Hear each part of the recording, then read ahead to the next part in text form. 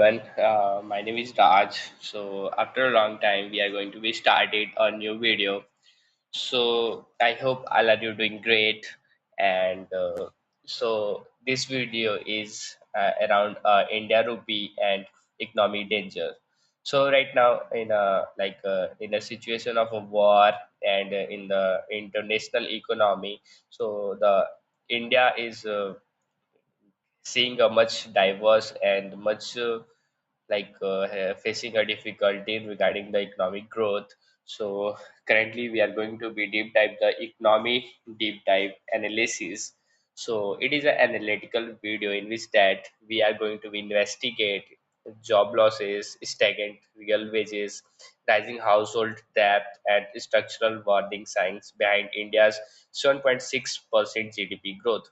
So recently, I think the news and also our Prime Minister Narendra Modi uh, tweet on X Twitter. So there, our India have around 7.6% of GDP growth.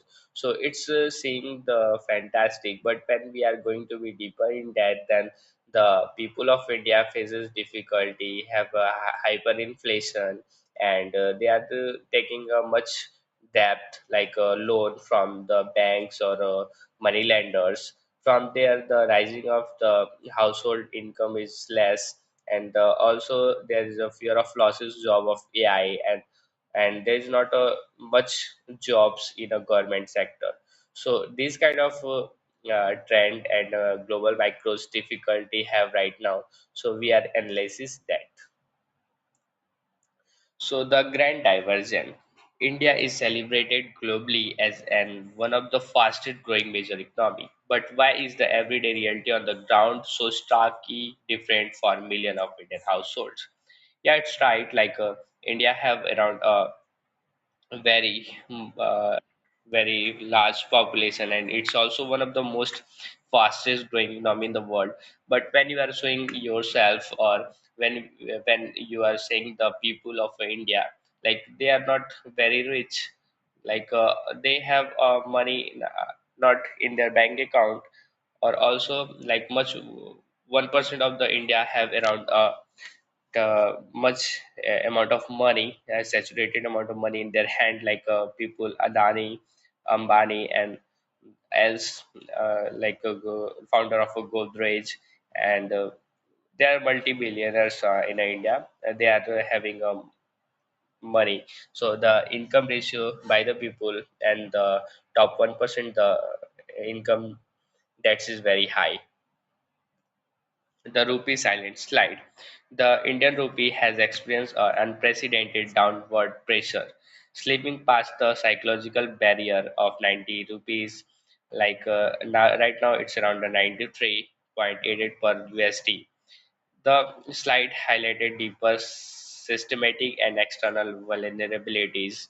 Foreign capital outflows, right now, have heavy portfolio outflows, nearly 12.5 billion in March 2026 alone, as global funds seek safe havens, because India is not now unstable. So that's why the major companies like FFIs, foreign institutional investor, right now wanted to park their capital in a safe and haven, like in another country, Singapore, China, like that.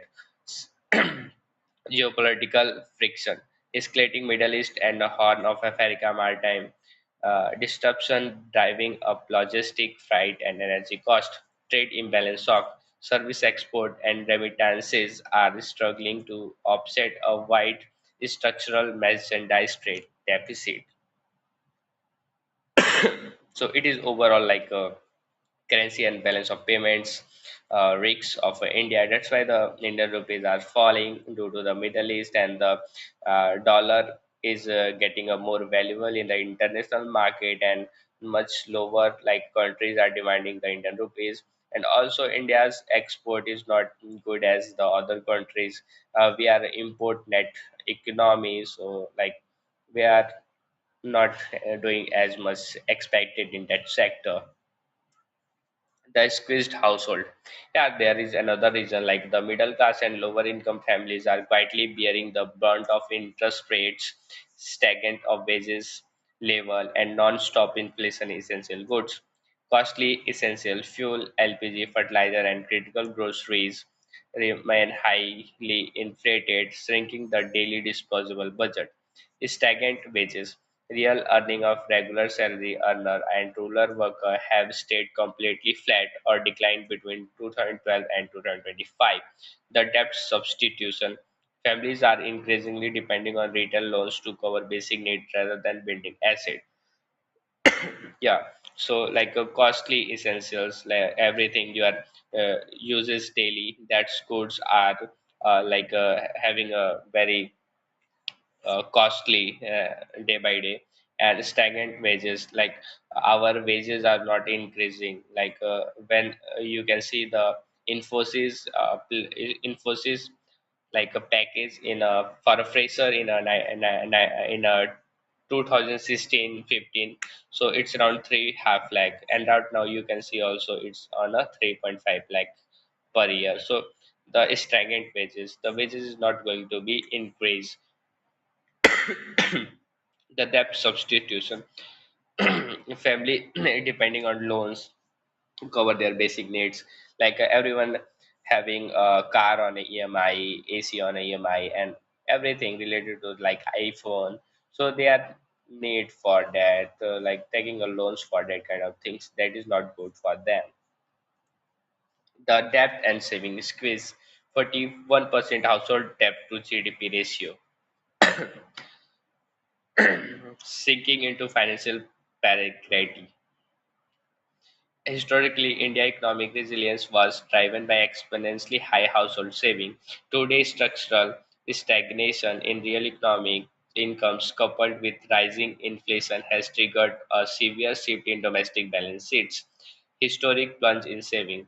Net household financial saving have plunged to 50-year low, sitting a measure 5.5% of GDP. So like Indians right now not saving, they are like spending much money on the like things they want.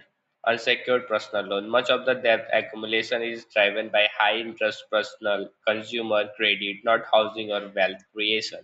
So much loan come from the personal loan, they are like credit, not housing or wealth creation. They are doing loan for the expense, like their uh, lifestyle upgradation, that kind of things they are doing their money.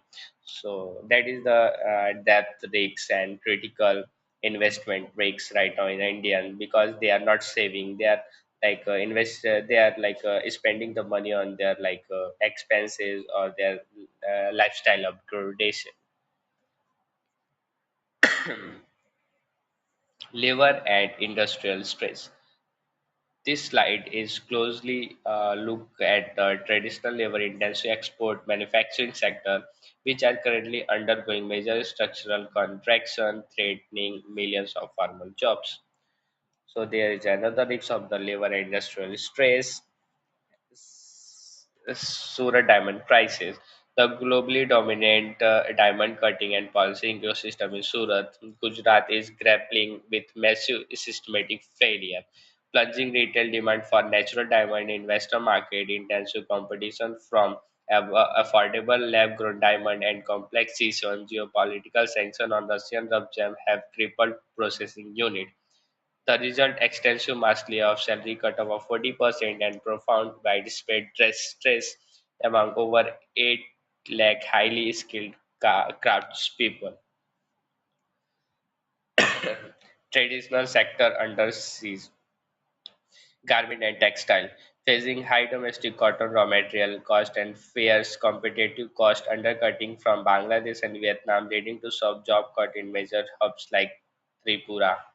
Seafood export hit hard by spiking fuel costs, sky high shipping tariff, and increasingly stringent testing sanitary standard in premium US and EU markets.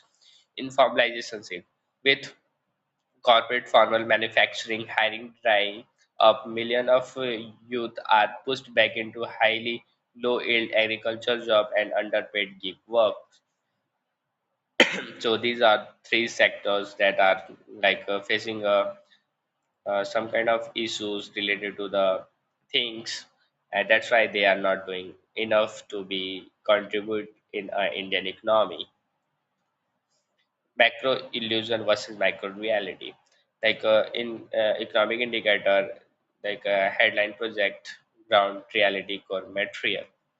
So when you seeing like here GDP growth is like faster in G20, wealth concentrated in elite corporate margin. You can see like a risk assessment is medium. Indian rupee projected relative stability, but it's falling. Household saving is strong traditional base, but right now financial saving collapsed to 50-year low of 5% of GDP.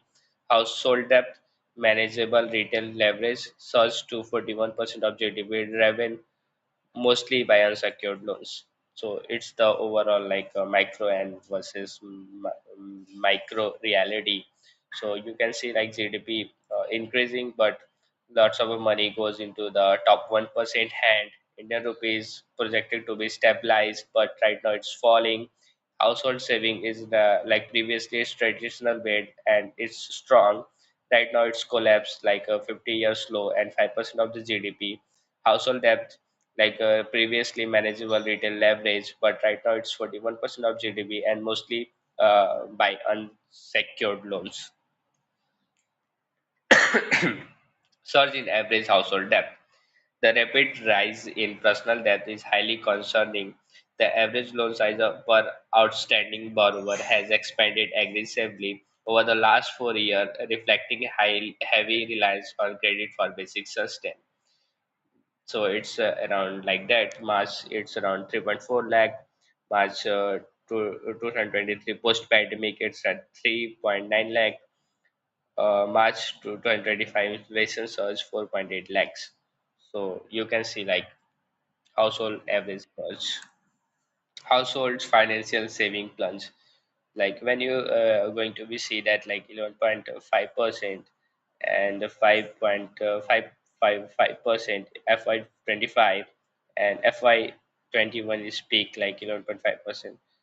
Net household financial saving as per GDP crashed rapidly from the pandemic. Like previously in FY21, the household saving is around 11% of the GDP, but right now in FY26 is around 5% of the overall the GDP. At the crossroad, are global macro shocks simply exposing deeper pre-existing structural weakness in Indian domestic consumption engine, or is it passing cyclical storm? Right now, like a sustainable 7% of GDP growth cannot really purely on elite consumption, heavy public interest, capital outlay.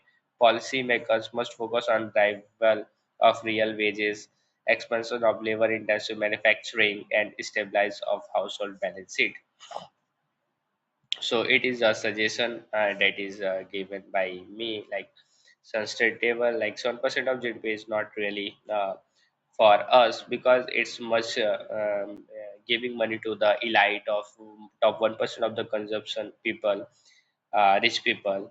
But the economy if outlay in a such a focus on real wages, expansion of labor intensive manufacturing, and stabilize of household seats. So this is from my side today, and thank you for watching. It's a overall economy related video, and thank you for watching. Bye bye. We will see you in the next one.